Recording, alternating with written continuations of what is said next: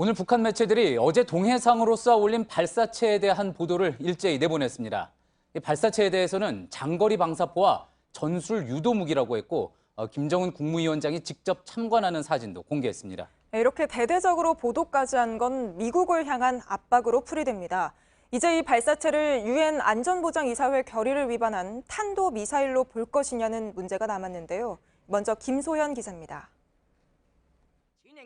조선중앙TV가 오늘 보도한 사진입니다. 관람대에서 김정은 위원장이 망원경으로 발사 장면을 지켜봅니다. 이동식 발사대에서 화염을 뿜으며 발사된 이 무기를 북한 매체들은 전술 유도 무기라고 밝혔습니다. 제재 대상인 탄도미사일이란 언급은 없었습니다. 북한은 대구경 장거리 방사포가 동시에 여러 발 발사되는 모습도 공개했습니다. 북한 매체가 김 위원장이 발사체 발사를 참관하는 모습을 공개한 건 18개월 만입니다. 내부적으로 군 사기를 높이는 한편 미국을 향해서는 비핵화 협상에서 쉽게 양보할 뜻이 없음을 드러낸 걸로 풀이됩니다. 강력한 힘에 의해서만 진정한 평화와 안전이 보장되고 담보된다는 천리를 명심하고 북한 매체들은 화력 타격 훈련이라고 강조했습니다. 한미연합 군사훈련에 맞서 이번 발사에 정당성을 부각하려는 의도로 보입니다. JTBC 김소현입니다. 논란이 되는 건 북한이 공개한 신형 전술 유도 무기라는 겁니다. 북한판 이스칸다르 미사일이라는 분석도 나오고 있는데요. 이 무기가 왜 문제가 되는 건지 앞서 보도해드린 김소현 기자와 좀 더 이야기 나눠보겠습니다. 자, 김 기자, 오늘 북한이 공개한 사진 중에 이 신형 전술 유도 무기 어떤 겁니까? 네, 먼저 이동식 발사대에서 여러 발이 발사되는 이 사진은 북한식으로 말하면 대구경 장거리 방사포입니다. 우리는 다연장 로켓포라고 부르는데요. 이번에 240mm와 300mm 방사포가 모두 공개됐습니다. 북한이 전술 유도 무기라고 한 건 다음 사진입니다. 역시 이동식 발사대에서 발사됐지만 발사 각도가 보시면 90도에 가까운 고각으로 앞서 보여드린 방사포와는 확연히 다르죠. 전문가들이 이 무기를 탄도미사일로 보는 이유입니다. 또 추진체 부분이 탄도에 비해 좀 통통한 구조인데 역시 탄도미사일의 특성입니다. 지금 이 사진에 나오는 것처럼 분명히 발사되는 각도가 달라 보이는군요. 그러면은 각도가 가파르면 높으면은 신형 전술 유도 무기다 이렇게 볼 수가 있는 건가요? 꼭 그런 건 아니지만 일반적인 특성을 말씀드리는 겁니다. 로켓의 추진력으로 가는 탄도미사일은 보시는 그림처럼 높게 쏘고 포물선을 그리면서 떨어집니다. 자체 힘으로 나는 순항미사일과 달리 더 멀리, 더 빠르게 날아가야 되고 그러기 위해서 더 높은 각으로 쏩니다. 직선 형태로 날아가는 순항미사일보다 훨씬 위협적이어서 유엔 안보리에서는 북한의 탄도 기술을 이용한 미사일 프로그램을 금지한 바 있습니다. 그렇죠. 한번 높게 솟구쳤다가 중력에 의해서 가파른 속도로 내려오기 때문에 요격도 힘들고 그만큼 파괴력도 세기 때문에 그렇게 문제가 되는 걸 텐데요. 북한판 이스칸다르 미사일이라는 이야기가 나옵니다. 그럼 뭘 얘기하는 겁니까? 네, 이 무기가 러시아의 이스칸다르 탄도 미사일과 겉모습이 비슷합니다. 지난해 2월 북한 열병식 때 새로운 미사일 모습이 공개되는데 비교해보시면 이스칸다르와 비슷하죠. 당시에도 북한판 이스칸다르다라는 분석이 나왔습니다. 합참 관계자는 이번에 공개된 신형 무기가 지난해 열병식 때 공개된 것과 유사하다고 확인을 했습니다. 그렇다면 이스칸다르는 정확하게 어떤 미사일인 겁니까? 네, 앞서 일반적인 탄도미사일은 로켓 추진력으로 비행하다가 자유낙하하는 궤적을 보인다고 했는데 이스칸다르는 탄도미사일처럼 비행하다가 목표물에 근접해서 수평으로 이동하거나 올라가거나 수직 낙하할 수 있습니다. 이 때문에 고고도 저고도 미사일 방어망을 교란시킬 수 있다는 평가가 나옵니다.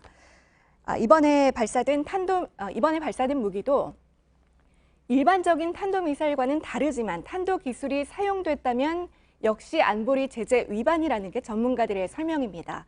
다만 유엔 안보리도 과거 북한의 단거리 탄도미사일에 대해서는 위험성이 낮다는 취지에서 별도의 추가 제재를 하지는 않았습니다. 탄도미사일이라고 하더라도 사거리가 짧은 것은 굳이 제재하지 않아 왔다.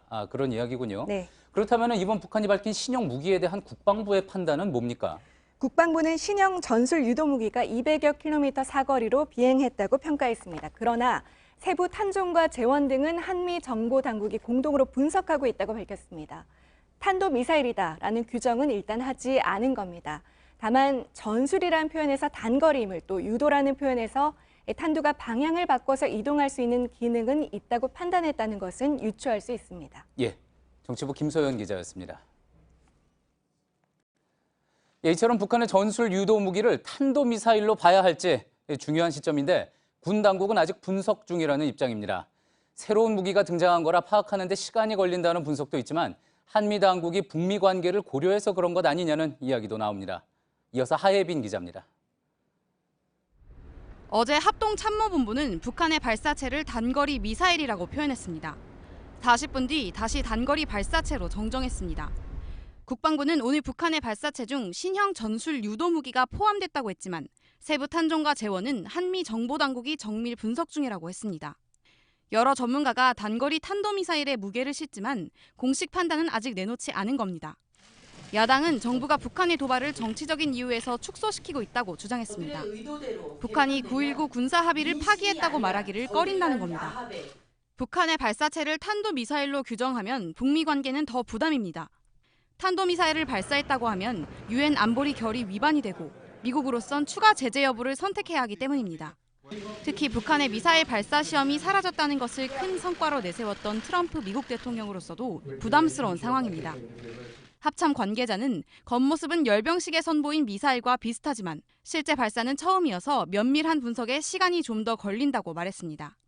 실제 지난 2014년 군 당국은 북한의 발사체를 방사포로 추정했다가 며칠 뒤 신형 미사일로 정정한 바 있습니다. JTBC 하혜빈입니다. 트럼프 미국 대통령은 북한의 이번 발사 이후 13시간 만에 김정은 위원장은 나와 약속을 깨고 싶어 하지 않는다라는 반응을 내놨습니다. 일단 절제된 입장을 보였습니다. 미국 언론은 트럼프 대통령이 발사 보고를 받고 격분했지만 참모들이 말려 상황이 악화되는 걸 막았다고 전했습니다. 정효식 특파원입니다. 트럼프 대통령의 트위터입니다. 김 위원장은 나에게 한 약속을 깨고 싶어 하지 않는다며 합의는 이루어질 것이라고 했습니다. 장거리 미사일 시험이란 레드라인은 넘지 않았다는 겁니다. 북한의 전술 유도 무기 발사 13시간 만에 나온 반응입니다. 미국 주요 매체들은 트럼프 대통령이 볼턴 보좌관에게서 북한의 발사에 대해 충분한 브리핑을 받았다고 전했습니다. 이와 관련 인터넷 매체 복스는 보고를 받은 트럼프 대통령은 김 위원장이 자신을 속인 것이라며 격분했다고 보도했습니다. 고위 관리들은 문재인 대통령과 상의하라며 강경한 트윗을 날려 최악의 상황은 면했다고 했습니다. 미국 언론과 전문가들은 북한이 탄도미사일을 시험했을 가능성에 주목하고 있습니다. 제프리 루이스 미들버리 국제연구소 비확산 연구소장은 한국 시각 10시 54분 단거리 탄도미사일 발사 직후 순간을 포착했다며 사진을 공개했습니다. 호도 반도에서 동쪽으로 향하던 발사체가 북동쪽으로 방향을 틀어 날아가는 궤적이 드러났습니다. 뉴욕타임스는 어제 발사한 미사일은 한국 관리들이 화성 16형이라는 식별명을 붙인 것이라고 보도했습니다. 워싱턴에서 JTBC 정효식입니다.